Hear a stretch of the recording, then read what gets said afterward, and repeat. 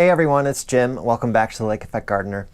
It is St. Patrick's Day today, although you guys will most likely be seeing this during the weekend. So to all those people out there, I hope you all had a really nice St. Patrick's Day.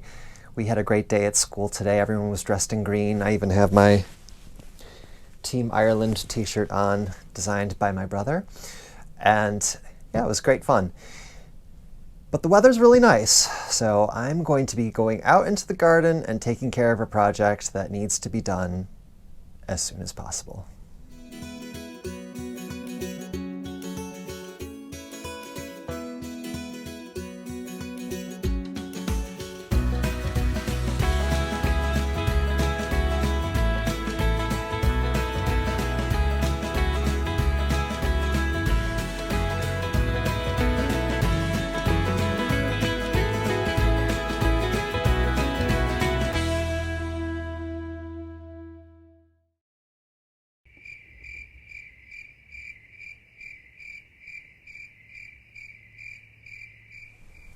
I'd like to first just say welcome to all of my brand new subscribers.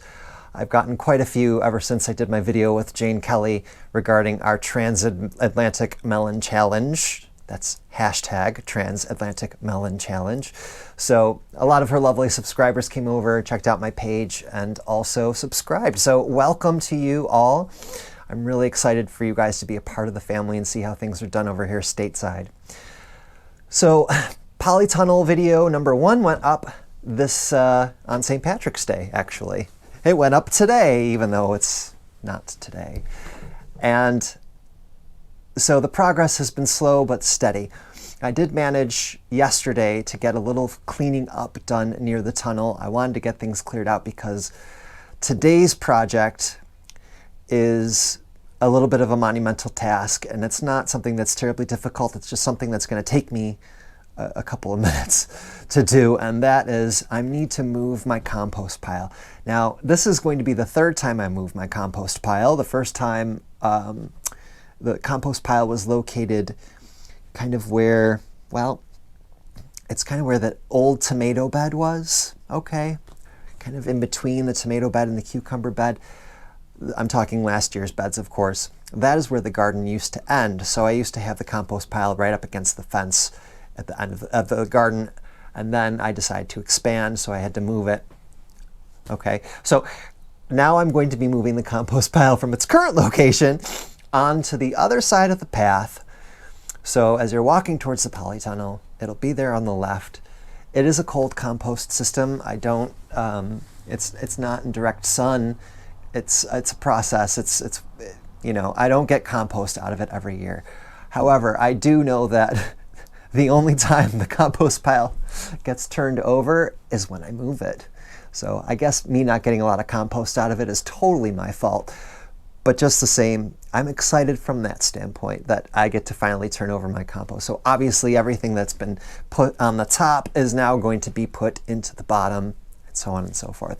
And I'm going to be left with a gorgeous area the size of the compost pile where I can actually plant in, and I'm going to be adding a new bed there. I know I said I wasn't going to add a new bed, I know, but you know, when opportunity strikes like this, you gotta take it. You gotta take it. So let's go out into the garden. I'll show you what my progress has been up till now, and then I'm gonna do one of those really quick videos of me going at lightning speed with some real catchy tunes to show you just me moving the compost pile. And then hopefully if we still have daylight, which we should because it stays out until 7:30 now. Haha, I love it. I'll show you where the new bed is going to go. So let's get out there. All right, so just to give you an idea what I was talking about earlier, the original compost pile was right over here where this old rotted stump is. Okay, and it extended through the top part of the tomato bed. So I then moved it over here. And I've got, you know, this is very makeshift. Whatever I had lying around, was, you know, I used that lumber and whatnot to create this. There's 2 bays here. They're not equal bays, but they're bays nonetheless. It's with the idea that I was actually going to be turning things over. What a joke, right? Anyways, so we're going to be, well, I'm going to be moving this. There's my shadow. Hi, everybody. I'm going to be moving it over here. So not a far move, thank goodness for that. Any more than that, I'd have to break a sweat. I don't want to do that, do I? So yeah, I've cleaned this whole area out. It was kind of littered with all sorts of junk. I'm just going to move some of this stuff and then I'll get stuck in. And then I will show you what it looks like when it's all done. Well, I'll show you the process of it too, but I'll show you when it's all done as well, and I'll show you what this new bed is going to look like.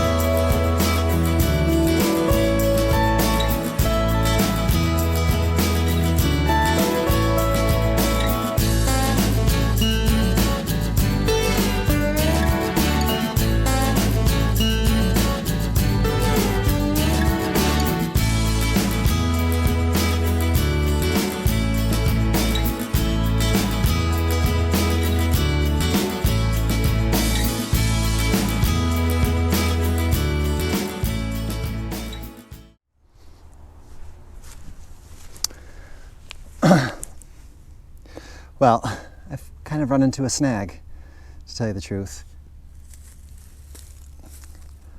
Now, what I've got here is actually really lovely leaf mold. I mean, if you look at that, it's beautiful, okay? But along with that, I've run into kind of a problem, a bit of a snafu. Throughout this whole compost pile, because I haven't turned it in, well, almost 3 years, I'd have to say. I think it's been 3 years since I expanded my garden. You can see it is riddled with roots, tons and tons and tons of roots. Now they look like they're pretty easy to pull out, but honestly I've been trying to fork this over the best I can. So the compost pile is located in between these 2 silver maples, okay? And then it got me thinking, if they're growing in here, where else are they growing? And much to my dismay, my hypothesis was correct. So I'm over here at what was the brassica bed, and my biggest fears have been, well, let's just take a look here. Oh.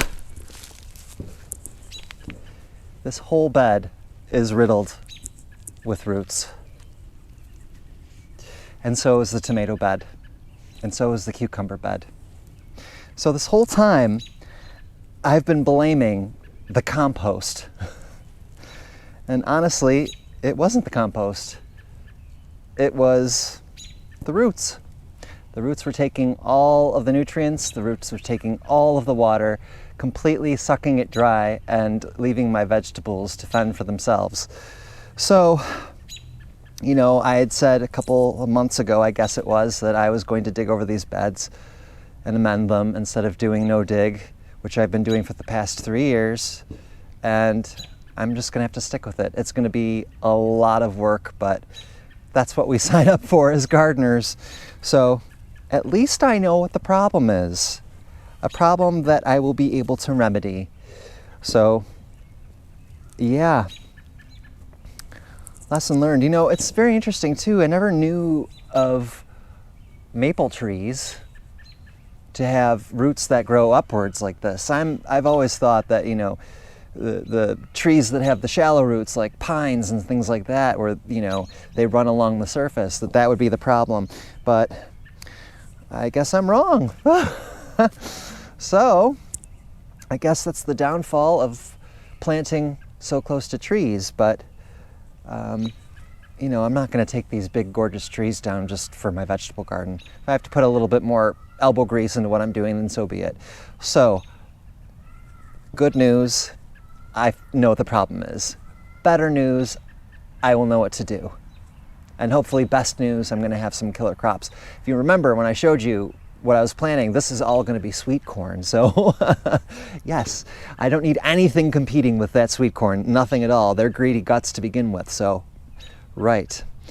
So I'm going to have to, you know, go through this, and there's all sorts of different other types of things in here that need to be dug up as well. I've got a lot of sankfoil.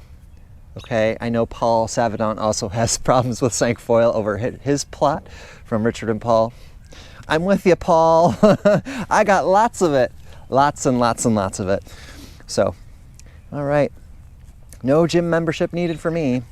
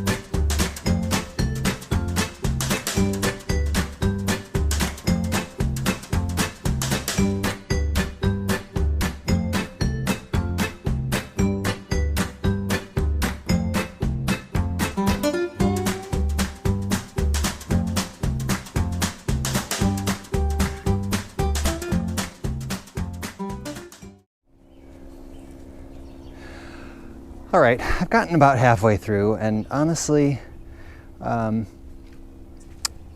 this section right here, from here to the end of the compost pile, is frozen solid underneath. Also, I think I may have accidentally partially evicted a family of voles.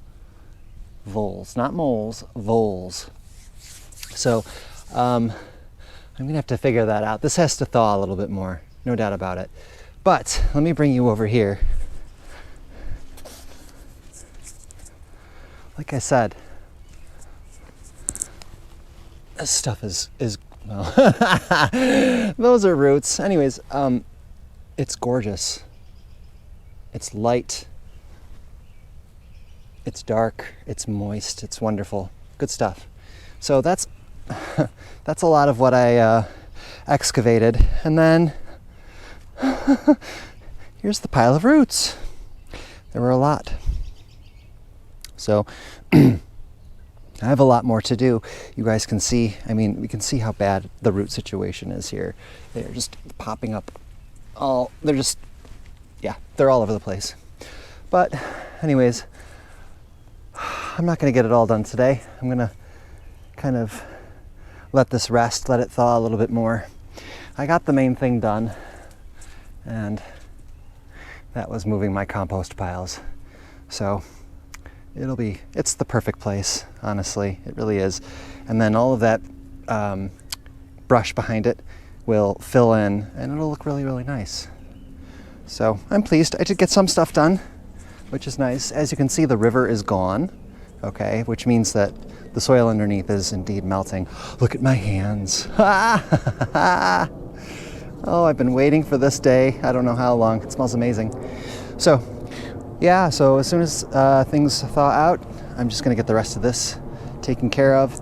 I'm probably going to be doing a traditional Charles Dowding raised bed here for the first, well, it's gonna be like a no dig bed, but it's not.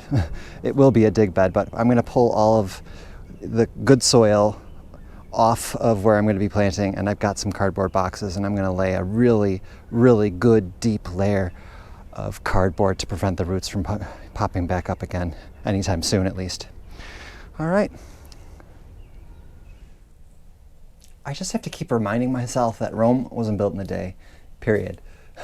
We're getting on 6:30 now, and the sun is, dipping low into the sky, and I want to just do a little bit of extra cleanup back here that I don't need to film, just moving some more leaves. Now that I have compost pile room, which is lovely, I'm going to take care of that and button things up out here. But yeah, I didn't get everything done. I'll get it done. It's totally fine. This weekend is supposed to be extraordinary weather-wise. It's supposed to be absolutely gorgeous and dry and sunny and warm. So I will...